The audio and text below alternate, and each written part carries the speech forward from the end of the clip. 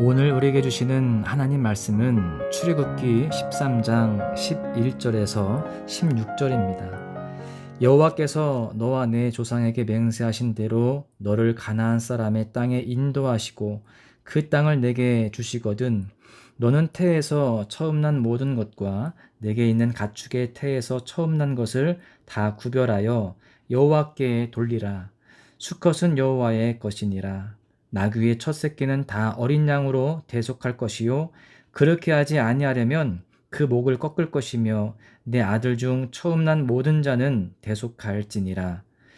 후일에 내 아들이 내게 묻기를 이것이 어찌 됨이냐 하거든 너는 그에게 이르기를 여호와께서 그 손의 권능으로 우리를 애굽에서 곧 종이 되었던 집에서 인도하여 내실세.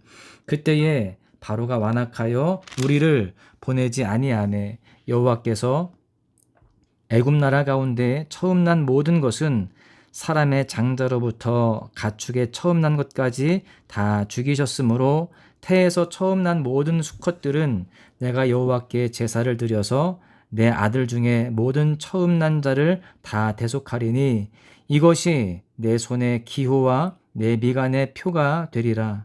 이는 여호와께서 그 손의 권능으로 우리를 애굽에서 인도하여 내셨음이니라 할지니라.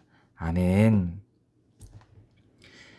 은혜를 기억하며 살아가는 것은 성도로서 마땅히 가져야 하는 자세입니다.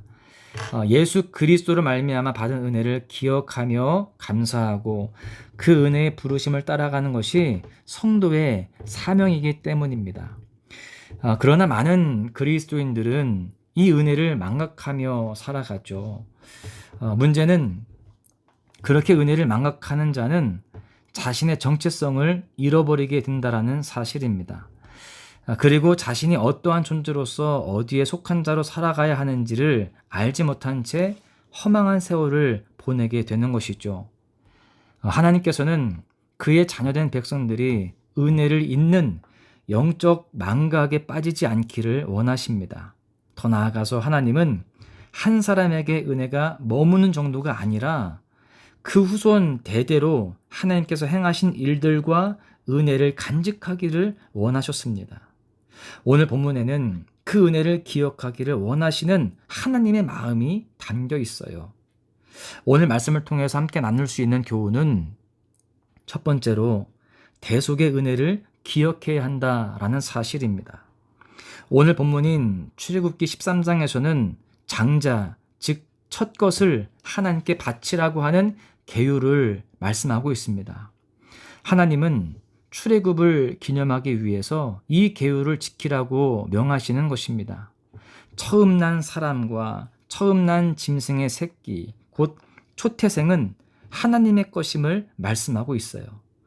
이것은 어린 양의 피를 바른 집의 장자, 즉 초태생은 살아남게 되었는데, 즉 구원을 받게 되었는데 그로 인하여서 그들은 이제 생명을 주신 하나님께 속한 존재가 되었기 때문입니다.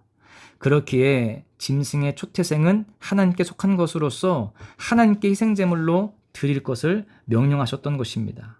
또한 그렇게 할 때에 그 바쳐진 제물이 죽임을 당하는 대신 그 집의 장자가 대속을 받게 되었습니다.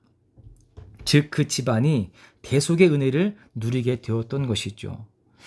여러분, 이러한 유월절 규례를 지키면서 이스라엘 백성은 해마다 대속의 은혜를 경험하고 기억했을 것입니다. 어린 양의 피로 죽음을 면하여 생명을 얻은 자들, 그리고 하나님의 자녀된 자로서 살아가는 백성들은 그 은혜를 기억하며 하나님의 백성으로서의 삶을 살아갔을 것입니다. 여러분, 본문에서 말씀하고 있는 초태생, 이 어린 양은요, 예수 그리스도를 예표하고 있음을 우리는 잘 알아야 됩니다. 오늘날 우리는 그리스도의 보혈로 인하여서 대속의 은혜를 받게 되었습니다. 어린 양 예수께서 화목제물이 되사 우리를 대속하셨기에 오늘 우리가 하나님을 아버지로 부를 수 있는 영광의 특권을 누리며 살아가는 것입니다. 우리는 반드시 나를 구원하신 예수님에 대한 사랑을 기억해야 됩니다. 하나님은 오늘 이스라엘 백성을 통해서 이 대속의 은혜를 기억할 것을 명령하고 있으십니다. 그 이유가 무엇일까요?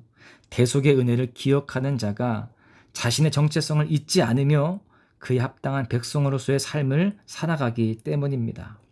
여러분, 우리가 누구입니까? 우리는 하나님의 은혜로 구원받은 하나님의 자녀입니다. 오늘 내가 구원받은 하나님의 자녀임을 잊지 않을 때에 내 안에 참된 자유가 있는 것입니다.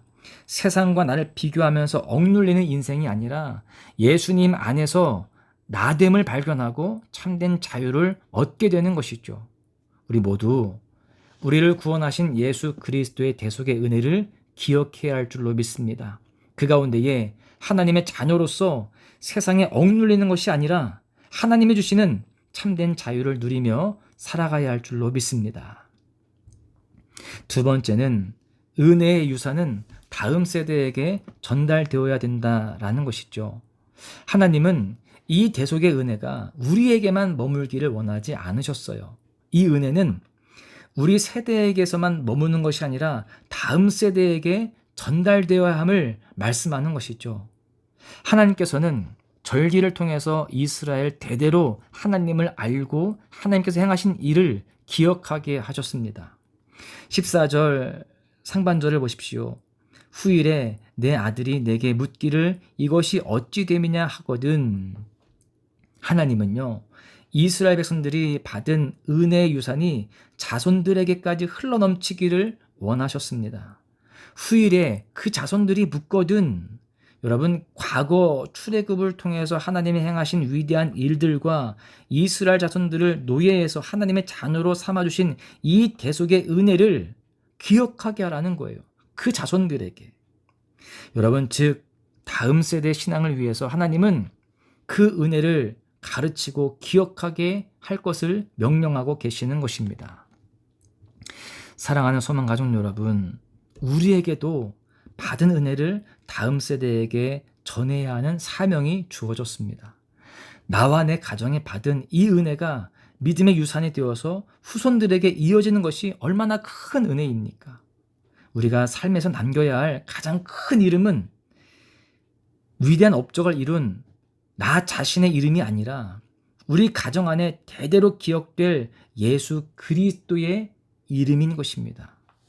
우리 가정 안에 이 은혜의 유산이 기억되고 전달될 수 있도록 우리는 끊임없이 말씀을 가르쳐야 됩니다. 하나님이 우리 가정과 개인 안에 어떻게 일하셨고 지금도 항상 역사하고 계심을 가르치고 또 그렇게 가르쳐야 되는 겁니다.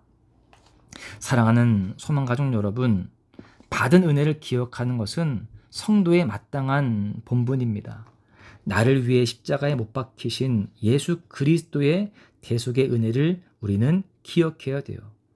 오늘 내 삶이 흔들리고 있다면 내가 어디에 속했고 무엇을 하며 살아가야 하는가라는 정체성의 혼돈을 경험하고 있다라고 한다면 다시 구원받은 은혜의 시간을 기억할 수 있기를 바랍니다. 그 은혜를 기억하는 자가 넘어져도 일어날 수 있고요. 은혜를 그렇게 기억하는 자가 예수 안에서 화평과 기쁨을 누리는 인생으로 살아갈 수 있게 되는 것입니다. 또한 내가 받은 대속의 은혜를 다음 세대에게 전하는 사명이 우리에게 있음도 잊으면 안 되는 거예요. 다음 세대에게 받은 은혜를 전하는 최고의 방법은 무엇일까요? 바로 가정 안에 예배가 회복되는 겁니다.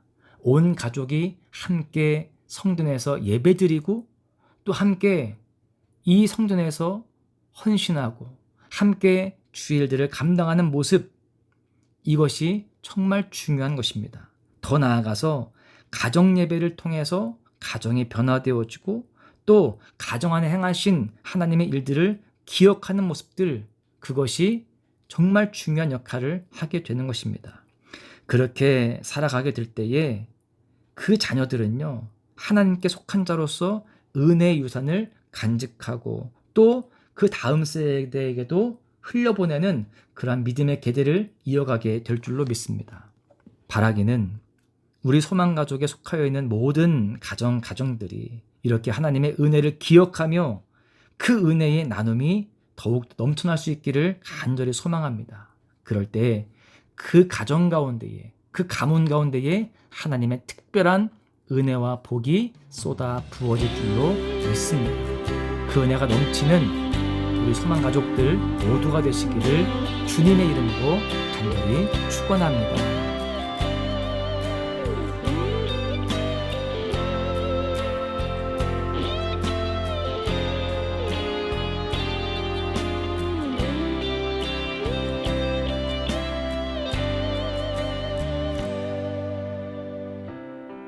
기도를 멈추지 마라.